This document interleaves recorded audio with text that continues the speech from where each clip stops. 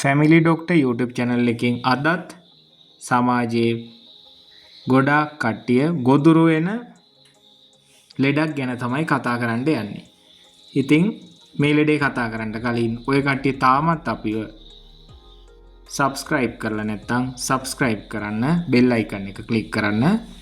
එතකොට අපි ගෙන එන videos මගහැරෙන්නේ නැතුව ඔය කට්ටියට බැලීමට හැකියාව තියෙනවා. ඉතින් මම කතා කරන්නේ බින්නෝන් මාදය. ඔය කට්ටිය අහලා තියෙනවද බින්නෝන් මාදය කියන ලෙඩේ? මේක ඉංග්‍රීසි වලින් කිව්වොත් කිට්සොප්‍රීනියා කියලා තමයි අපි කියන්නේ. ඉතින් මෙහෙම කට්ටිය කොහොමද අපි දැනගන්නේ? මේ කට්ටිය කියනවා එයාලා සමග දෙයියෝ වැහිලා ඉන්නවා, දෙයියෝ කතා කරනවා, යක්කෝ ඇහිලා ඉන්නවා, යක්කෝ එයාලත් එක්ක කතා කරනවා. අන්න එහෙම කියන කට්ටිය ඔය කට්ටිය සමාජයේ දැකලා ඇති. මේ කට්ටිය කියනවා දෙයියන්ගේ වරම් තියෙනවා, දෙයියෝ එයාලත් එක්ක කතා කරනවා. එහෙම කියන කට්ටියත් ඔය කට්ටිය දැකලා ඇති. මේක මානසික ලෙඩක්. අපි දැන් බලමු මොකද්ද මේ බින්නෝන් මාදය කියන්නේ කියලා. බින්නෝන් මාදය කියලා එහෙමත් නැත්නම් කිස්සොප්‍රීනියා කියලා කියන්නේ පුද්ගලයෙකුගේ සිතුවිලි, හැඟීම්, හැසිරීම් සහ යථාර්ථය වටහා ගැනීමේ හැකියාවට දැඩි ලෙස බලපාන බරපතල සහ සංකීර්ණ ස්නායු සංවර්ධනීය මානසික රෝගී තත්ත්වයක් මේක.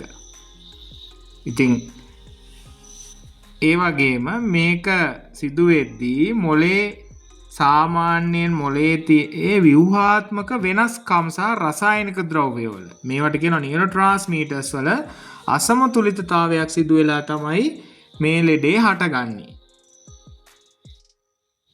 ඒ වගේම මේක අවුරුදු 15 25 අතර බහුලව මතුවෙන රෝගයක්. ඒ කියන්නේ තරුණ කාලයේදී තමයි පටන් ගන්නෙ. හැබැයි මේකෙන් අදහස් කරන්නේ අනෙක් වයස් සීමාවල් වලදී පටන් ගන්නෙ නෑ කියලා. ඒ වයස් සීමාවලදීත් පටන් ගන්න පුළුවන්. ඒ වගේම මේ රෝගය සෑම පුද්ගලයන් 100න් එක්කෙනෙකුටම ජීවිත කාලය තුලදී හැදීමේ හැකියාව තියෙන රෝගයක්. ඒ වගේම මේකේ රෝග ලක්ෂණ දැන් කතා කරමු අපි. මොනවද මේ රෝග ලක්ෂණ? මේකේ තියෙනවා රෝග ලක්ෂණ ධනාත්මක, ඍණාත්මක රෝග ලක්ෂණ කියලා. සහ සංජනනාත්මක රෝග ලක්ෂණ. අපි දැන් කතා කරමු ධනාත්මක රෝග ලක්ෂණ. මේවට කියනවා අපි positive symptoms කියලා. මොනවද? මේ delusions කියලා එකක් තියෙනවා. delusions කියලා කියන්නේ මිත්‍යා මත. මේවා අසත්‍යයි. හැබැයි මේ එන රෝගියා දැඩි ලෙස විශ්වාස කරනවා මේ අසත්‍යතාවය. උදාහරණයකට මෙයා හිතනවා මෙයාට උදාහරණයක් ගත්තොත් මෙයාගේ කවුරු හරි වහදාලා දෙයි. මෙයාව මරන්න ප්ලෑන් කරයි. අල්ලපු ගෙදර එක්කෙනා මෙයාට හෝනියම් කරනවා. අන්න ඒ වගේ ඒවා හිතනවා. හැබැයි හෝනියම් කරලා නැහැ. ඒ වුණාට මෙයා හිතනවා. මෙයා හිතනවා ගෙදර කවුරු හරි කෑමට වහදාලා දෙයි කියලා. මෙයා ඒක කල්පනා ඒ කොච්චර පැහැදිලි කරත් එහෙම එකක් නෙවෙයි කියලා එයා පිළිගන්න කැමති නැහැ. තව තියෙනවා මෙයාට තියෙනවා දෙයියොන්ගේ වරම් තියෙනවා කියලා මෙයා හිතාගෙන ඉන්නවා. ඒක නිසා මෙයාට ලෙඩ හොඳ කරන්න පුළුවන්. රැකී ආරක්ෂා නැති කට්ටියට රැකී ආරක්ෂා දෙන්න පුළුවන්. අන්න ඒ වගේ හිතනවා. ඉතින් මේවා බැලුමටම බොරුවක් වගේ තමයි අපිට තේරෙන්නේ. හැබැයි ඒක බොරුවක් නෙවෙයි. ඒක පුද්ගලයාගේ මානසික ලෙඩක්. හැබැයි මේවා විශ්වාස කරන කට්ටියත් ඉන්න ඔය සමහර කට්ටඩියෝ මෙන්න මේ වගේ ඔය grandiose delusions කියන තත්ත්වේ තමයි ඉන්නේ. ඉතින් ඔය කට්ටියත් ගිහින් ඉවරලා දෙයියන්ගේ වරම් තියනවා කියලා කියන ගොඩක් කට්ටිය මෙන්න මේ grandiose delusions කියන තත්ත්වෙන් තමයි පෙළෙන්නේ. ඒ වගේම මේ කට්ටිය තව තියෙනවා hallucinations. ඒ කියලා කියන්නේ මෙයාලට දෙයියෝ කතා කරනවා කියලා දැනෙනවා. ඇත්තටම දෙයි කතා කරන දෙයියෙක්වත් නැහැ. යක්කු කතා කරනවා කියනවා ඊගාවට සද්ද ඇහෙනවා කියලා කියනවා. ඇත්තටම එතන සද්දයක් නැහැ. ඒ වුණාට මේ මිනිස්සයා කියනවා මට සද්දයක් ඇහෙනවා කියලා. ඒවා අපි කියනවා හැලුසිනේෂන්ස් කියලා. ඉතින් මේවා සුලභව මේ රෝගීන්ගේ දක්නට ලැබෙනවා. ඒ වගේම එතකොට මේ කට්ටිය ওই කට්ටියට පේන්න පුළුවන් තනිවම කතා කරනවා. මොකද මේ කට්ටියට ඇහෙනවා මෙයාලත් එක්ක කවුරු හරි කතා කරනවා කියලා. එතකොට මේ කට්ටියට තනිවම ඇහෙනවා. ඒ වගේම මෙයාලාගේ කතාව අවුල් වෙනවා. හැසිරීමත් අවුල් වෙලා යනවා. අර කතා කරද්දී නොගැලපෙන වචන දාලා තමයි කතා කරගන්නේ. ඒ කියන්නේ කිසිම අදහසක් එන්නේත් නැහැ. සමහරක් වෙලාවට කොහෙද යන්නේ මල්ලේ පොල් කියන්නේ අපි අන්න ඒ වගේ තමයි මෙයාලා කතා කරන්නේ. අපි දැන් කතා කරන මාතෘකාව නෙවෙයි එයා ඒක වෙනස් කරනවා මැදින්. අන්න ඒ වගේ තමයි මෙයාලා කතා බහ කරන්නේ. ඊගාවට මෙයාලා කියනවා මෙයාලා හිතන දේවල් මෙයාගේ කනට ඇහෙනවා. කවුරු හරි එළියේ ඉඳගෙන මෙයාට සිතුවිලි දානවා මෙයාගේ සිතුවිලි නෙවෙයි කියනවා. ඒ හිතන දේවල්. ඒ වගේම පිට කට්ටියට කියන්නේ නැතුව කවුරු හරි එළියේ ඉඳගෙන එයාගේ සිතුවිලි එළියට ඇදලා ගන්න ගතියක් වගේ මෙයාලා කියනවා. මෙන්න මේවා තමයි රෝග ලක්ෂණ. මේ ධනාත්මක රෝග ලක්ෂණ කියන ඒවා. ඒ වගේම ඍණාත්මක රෝග ලක්ෂණ කියලා කියනවා අපි නෙගටිව් සිම්ප්ටම්ස්. මොනවද මේවා ඇවිල්ලා මෙහෙමත් රෝගීන් ඇවිල්ලා වෛද්‍යවරුන්ට කියනවා මෙන්න මේවත් ඍණාත්මක රෝග ලක්ෂණ. මොනවද? හැඟීම් විරහිතව තමයි එන්නේ. ඒ කියන්නේ මූණේ කිසිම ඉරියව්වක් පේන්නේ නැහැ. දුකක් ප්‍රකාශ වෙන්නේ නැහැ, සතුටක් ප්‍රකාශ වෙන්නේ නැහැ. සතුට වෙලාවට සතුට ප්‍රකාශ වෙන්නේ නැහැ, දුක් වෙලාවට දුක ප්‍රකාශ වෙන්නේ නැහැ. ඒ වගේම අභිප්‍රේරණය අඩුවීම වගේ තියෙනවා. ඒ කියලා කියන්නේ මොකක් හරි ක්‍රියාකාරකමක් ආරම්භ කිරීමෙන් හරි සම්පූර්ණ කිරීමෙන් උනන්දුව හැකියාව මොකුත් නැහැ. ඒ වොලිෂන් කියලා කියනවා අපි. ඊගාවට කතාවේ දාරිද්‍රතාවයක් තියෙනවා. ඒ කියලා කියන්නේ කතාව අඩුයි මේ කට්ටියගේ. ප්‍රසන්න ක්‍රියාකාරකම් වලින් සතුටක් ලැබෙන්නේ නැහැ ඒ කට්ටියට. අනික තමයි මෙයාලා සමාජයෙන් ඈත් වෙලා ඉන්නේ. අපි කියනවා සතුට නැති ඒවා ඇන්හිඩෝනියා, එලෝජියා. ඕවා තමයි ඒ සෝෂැලිටි ඒ කියලා අපුවම මොකුත් නැහැ. අනිත් පැත්තේ යන්නේ.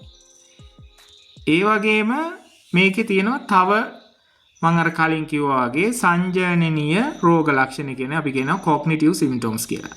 මේවා කතා කරොත් මේ රෝගියාගේ අවධානය, මතකය, තීරණ ගැනීම හැකියාව ඒවා ඔක්කොම අවුල් වෙලා තමයි තියෙන්නේ. ඉතින් ඒක නිසා මෙයාලට මතක තියාගන්නත් බෑ, හරියට වැඩක් කරගන්නත් බෑ, අවධානය දෙන්නත් බෑ. හරියට මෙයාගේ ක්‍රියාකාරීත්වය වෙන්නේ නැහැ. ඒක නිසා මෙයා හරියට වැඩක් කරගන්න බෑ. ඒක නිසා එදිනෙදා ජීවිතේ මෙයාලා හරියට වැඩ කරගන්න නැතුව ඉන්නවා. ඉතින් මේවට අපි හේතු බලමු දැන්.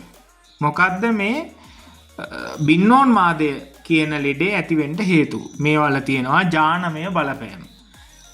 ඒ වගේම මොළයේ තියෙන රසායනික වෙනස්කම් වෙන්න පුළුවන්, පාරිසරික සාධක බලපාන්න පුළුවන්. ඔය ගංජා වැනි මත්ද්‍රව්‍ය ගහන කට්ටියට ඇබ්බැහි වුවන්ට වෙන්න පුළුවන්. අනික තමයි ජීවිතයේ සිදුවන මානසික පීඩාකාරී අවස්ථාවකින් මොකක් හරි වෙන කවුරු හරි තමන් කැමතිම කෙනෙක් මැරිලා යනවා. අන්න ඒක කල්පනා කරලා මෙන්න මේ තත්ත්වයට එන්න පුළුවන්. ඊගාවට කුඩා කාලේදී ළමයින්ගෙන් දෙමව්පියෝ ඈත් වෙනවා. අන්න ඒ වගේ වෙලාවල්දී වෙන්න පුළුවන්. අනික තමයි ගර්භණී කාලයේදී සහ උපතේදී මොළයට සිදුවන හානි පාරිසරික සාධකත් බලපානවා.